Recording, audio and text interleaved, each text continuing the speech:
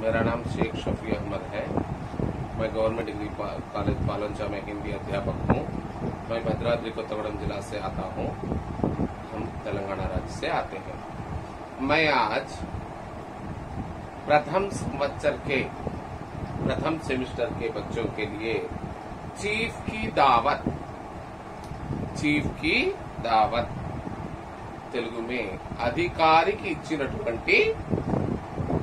అధికారికి ఇచ్చినటువంటి విందు पार्टी इस पाठ को पढ़ाने जा रहा है। लेखक का परिचय। चीफ की दावत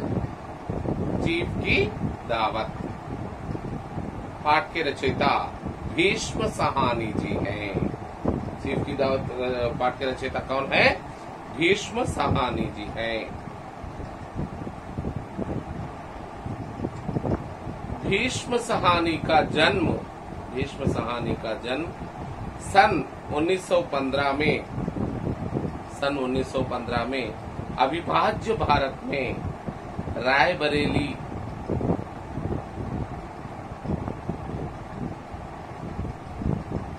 रावलपिंडी में हुआ। भीष्म सहानी का जन्म सन 1915 में अविभाज्य भारत देश में रावलपिंडी में हुआ। देश के विभाजन के बाद उन्होंने दिल्ली चले आ गए। देश के विभाजन के बाद उन्होंने दिल्ली चले आ गए। विभाजन की त्रासदी एवं मध्यवर्गीय जीवन का खोखलापन इनके कहानियों में विषय रहा। विभाजन के मध्यवर्गीय लोगों का तकलीफ, जीवन का खोखलापन इनके रचनाओं में मुख्य रहा, इनके कहानियों में मुख्य रहा। दलित शोषित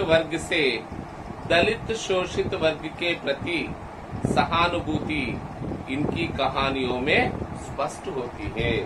दलित शोषित वर्गों के प्रति सहानुभूति इनके कहानियों में स्पष्ट होती है। प्रस्तुत चीफ की दावत मध्यवर्गीय जीवन के हमारे देश के एक परिवार का स्वरूप यहाँ पर सजीव वर्णन हमें दिखता है। चीफ की दावत पाठ में भीष्म सहानी जी रावलपिंडी में अविभाज्य भारत रावलपिंडी में 1915 में जन्म लिया। इन्होंने अनेक किस्म के पीड़ित जनता के लिए अनेक रचनाएं की। इसमें दलित शोषित जनता के सहानुभूति इनकी कहानियों में स्पष्ट होती है। उन्होंने प्रस्तुत कहानी में एक मध्यवर्गीय, एक नौकरी वाला, उसके चीफ के लिए दिए गई दावत के उसके रहन सहन का हास्यपूर्वक रचना की, व्यंग्यपूर्वक रचना की। इसमें मिस्टर श्यामनाथ अपने घर में चीफ को दावत पर बुलाते हैं। मिस्टर श्यामनाथ अपने घर में चीफ को दावत पर बुलाते हैं। अपनी धर्मपत्नी के साथ मिलकर सारी तैयारियां करने में लगते हैं। अपनी धर्मपत्नी के साथ मिलकर चीफ की दावत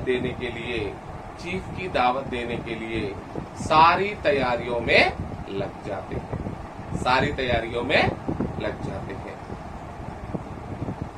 तो श्यामनाथ एक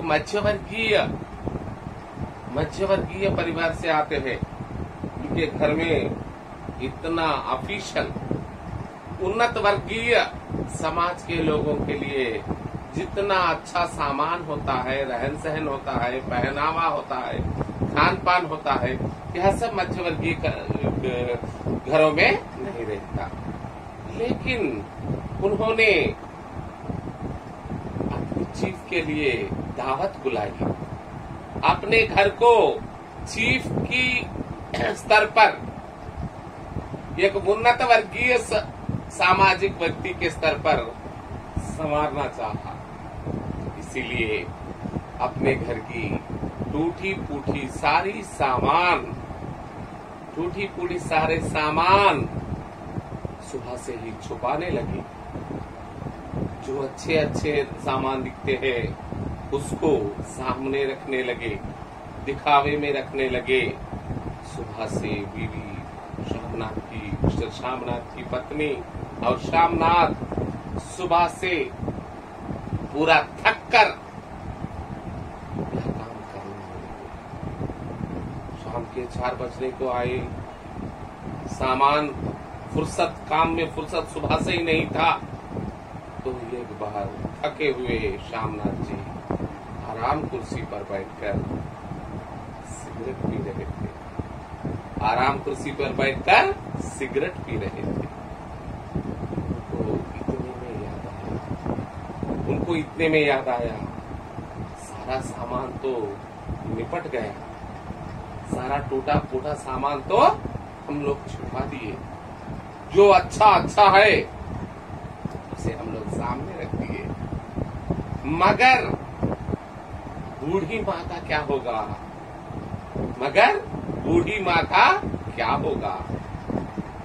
सोचने लगे। अपने पत्नी को पसीना पोंछते हुए सामने पूरा सामान कहाँ का वहाँ पूरा रख दिए। पकवान भी हो गया, टूटा फूटा सामान भी छिप गया, घर संवर गया। लेकिन यह घर में उन्नत सामाजिक वर्गीय लोगों की तरह रहने वाली एक बूढ़ी माँ है। लेकिन वह बूढ़ी माँ मध्य वर्गीय स्त्री थी। उसकी जवानी, उसकी जिंदगी मध्य वर्गीय लोगों में गुजरी। इसीलिए अपना रहन सहन, खान पान, बातचीत सभी भी मध्य वर्गीय लोगों के जैसे, एक गंवार स्त्री के जैसे रहती थी। लेकिन उस बूढ़ी को अगर चीफ जी देख लिए तो उस बूढ़ी की हालत देखकर चीफ जी मुझे डांटेंगे, मेरे स्तर को नीचा देखेंगे। ऐसा समझकर श्यामनाथ जी अपने बीवी से बुलाए। तो श्यामनाथ जी अपने ऑफिसर के बूढ़ी माँ को दूसरी तरफ, बूढ़ी माँ को घर में सारे में बाजू में इंतजाम कर दिए। एक सफेद शाल ओढ़कर बैठने के लिए कहे, जरा समाज श्रृंगार कर बैठने के लिए कहे। तो यहाँ पर अपने चीफ के लिए खाने के लिए, दवा पीने के लिए अलग अलग इंतजाम हुए। यह नाच गाना करने के लिए यह सब अलग अलग इंतजाम हुए। मगर यह पूरे इंतजामों में चीफ की नजर बूढ़ी की ओर नहीं पड़े जैसा इन दोनों मिलकर इंतजाम करें। बूढ़ी माँ को छिपा दिया गया। शाम के 7 बजने लगे। दोनों मिस्टर श्यामनाथ और उनकी पत्नी दोनों संवरकर सत श्रृंगार से संवरकर तैयार थे चीफ की स्वागत करने के। 7 साढ़े 7 सायंकाल हो गया। 7 साढ़े 7 का समय हुआ। चीफ जी ने आ गए। उनका जोरदार से स्वागत किया मिस्टर श्यामनाथ और उनकी पत्नी। कुछ देर दैलान में बैठे और बातचीत करे। बाद में बैठक की ओर चले गए। कुछ दवा दारू का काम भी हुआ। अब चीफ जी खाना खाने को तैयार किया। खाना खा लिए। टहलते टहलते चीफ जी की नजर सफेद शाल ओढ़ी हुई बूढ़ी माँ की ओर गिर पड़ी। सफेद शाल ओढ़ी हुई बूढ़ी माँ की ओर गिर पड़ी। चीफ जी का दिमाग हिल गया। चीफ जी का दिमाग हिल गया और माँ की ओर गए। उनसे पूछा, कौन हो तुम? गदगदाती हुई, कांपती हुई वह बूढ़ी बोलने लगी, मैं श्यामनाथ की माँ हूँ। माँ, तुम यहाँ पर क्यों बैठी? नहीं, मुझे यही अच्छा लगता है, इसीलिए मैं यहाँ पर बैठी हूँ। मुझे यही अच्छा लगता है, इसीलिए मैं श्यामनाथ के चीफ जी को सारी बात आंखों के सामने आ गई और चीफ जी ने माँ के पैर छुए, माँ की आशीर्वाद लिए और माँ से पंजाबी नृत्य भांगड़ा करने के लिए कहे। माँ चीफ की बातों से भांगड़ा नृत्य करने लगी। चीफ की बातों से भांगड़ा नृत्य करने लगी। यहाँ भांगड़ा नृत्य करते हुए माँ और चीफ जी एक माँ बेटा जैसा घुल मिल गए। जब वक्त चीफ जी को बहुत गुस्सा आया श्यामनाथ, लेकिन माँ ने चीफ जी को समझाया, मेरी बेटे की तरक्की करो, मेरी बेटे की उन्नति करो। चीफ जी ने श्यामनाथ से कहा, देखा श्यामनाथ, तू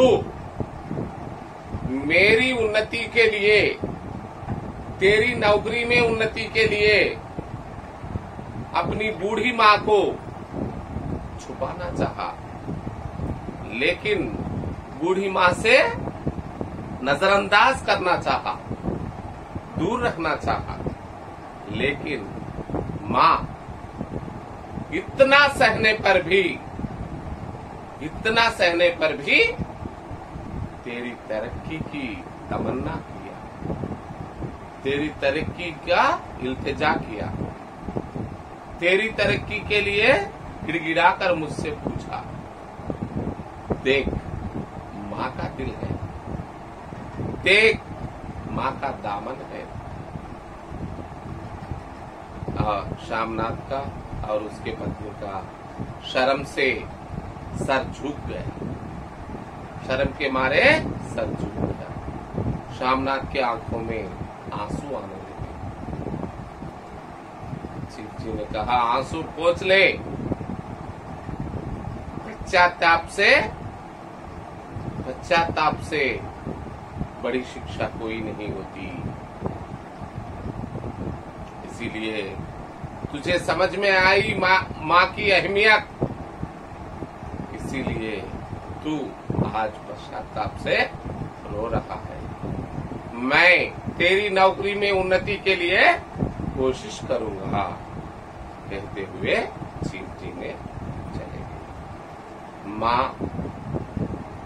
के दो पैर छूकर श्यामनाथ और उसकी पत्नी माफी, क्षमा अर्चना की। इस तरह से माँ के दिल के लिए, माँ को दिल के तकलीफ पहचाने के लिए कोशिश किया मिस्टर श्यामनाथ और उसकी पत्नी। क्यों? अपना बड़प्पन दिखाने के लिए, समाज में अपनी उन्नति दिखाने के लिए, अपना बड़प्पन दिखाने के लिए। मगर माँ ने अपनी ममता से, ममता रूपी बड़प्पन से चीफ जी का दिल जीत लिया। इस संसार में किसी भी धन, दौलत, शोहरत, ओहदा, कुछ भी हो, माँ की ममता के सामने निछावर है। माँ क्यों ना एक गरीब हो, एक लाचार हो, एक अनाड़ी हो, बात करना भी नहीं आता हो, लेकिन उसकी ममता के सामने सब निछावर है। भीष्म सहानी जी ने इस पाठ में हिंदुस्तान के मध्यवर्गीय लोगों के, हिंदुस्तान के मध्यवर्गीय लोगों के जिंदगी के बारे में, जीवन के बारे में और अपनी झूठी शोहरत के बारे में एक व्यंग्य रूपी रचना इस चीफ की दावत में की। इस तरह से भीष्म सहानी जी ने अनेक रचनाएं दलित, शोषित और समाज में समस्याओं से जूझने वाले हर इंसान की समस्याओं को उजागर करने का कोशिश किया। यह भीष्म सहानी जी की बहुत सहृद सामाजिक उद्धरण की रचना है, सामाजिक उद्धरण की रचना है। देखिए, हिंदुस्तान में जो संबंध, खूनी रिश्ते रहते हैं, माँ बाप के रिश्ते, भाई बहन के रिश्ते और बच्चे, सामाजिक आजू बाजू वाले के पड़ोसियों के रिश्ते, यह सब रिश्ते हिंदुस्तान में ये एक परिवार जैसे रहते हैं। इसमें मिस्टर श्यामनाथ की जिंदगी हर एक वो मध्यवर्गीय समाज के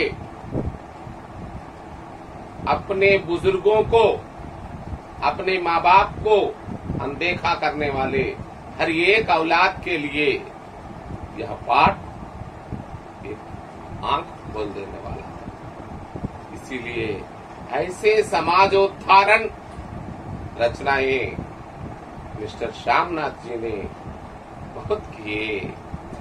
इसमें हमको कवि श्यामनाथ जी की बड़प्पन और उनकी सहृदयता, रचनाशीलता, समाजोद्धारण पे उनका लगन हमें यहाँ पर नजर आता है। इससे, इस पाठ से बच्चों को भी रिश्तों को संभालना, आज के आधुनिक युग में रिश्तों को संभालना, किसी को समय नहीं है रिश्तों को संभालने के लिए। अपने आप को हर इंसान व्यक्तिगत जीवन जीना चाहता है। इससे हर इंसान समाज में रहते हुए भी एक अकेलापन महसूस करता है। इस अकेलापन से दूर करने के लिए कवि भीष्म सहानी जी ऐसे कहानियां अनेक लिखी हैं, ऐसे कहानियां बहुत लिखी है, ऐसे बहुचर्चित कहानियां अनेक लिखी है। इसमें चीफ की दावत एक है, चीफ की दावत एक है। चीफ की दावत कहानी में चीफ जी इतने बड़े नौकरदार होकर भी, इतने बड़े कमाने वाले होकर भी अपनी से छोटे नौकर की माँ के पैर छूकर उसका आशीर्वाद लेकर माँ का होदा, माँ का दर्जा बढ़ा दिया। यहाँ पर श्यामनाथ छोटे नौकरी वाला है, उसके चीफ बड़े नौकरी वाले, बहुत कमाने वाले। उन्नत सामाजिक वर्ग वाले। लेकिन ऐसा उन्नत सामाजिक वर्गीय आदमी भी गरीब माँ का पैर छूकर यह संस्कार, हिंदुस्तान के संस्कारों का यहाँ पर उल्लेख किया, बचाया। यह एक पीढ़ी से दूसरी पीढ़ी को ऐसे संस्कार पहुंचने चाहिए, बढ़ने चाहिए। बढ़ने से समाज को सुख मिलेगा, शांति मिलेगी। हर मानव जीवन में मानवता से उसका जीवन गुजर जाएगा। बुजुर्गों का दिल भी खुश होगा और बच्चों का दिल भी खुश होगा। यही पारिवारिक संबंध हिंदुस्तान में मिलता है, दुनिया में कहीं भी नहीं मिलता। यही पारिवारिक संबंध हिंदुस्तान में मिलता है, दुनिया में कहीं भी नहीं मिलता। इसीलिए यही पारिवारिक संबंध, बुजुर्गों को आदर करने का व्यवस्था हर बच्चा सीखना चाहिए। Thank you.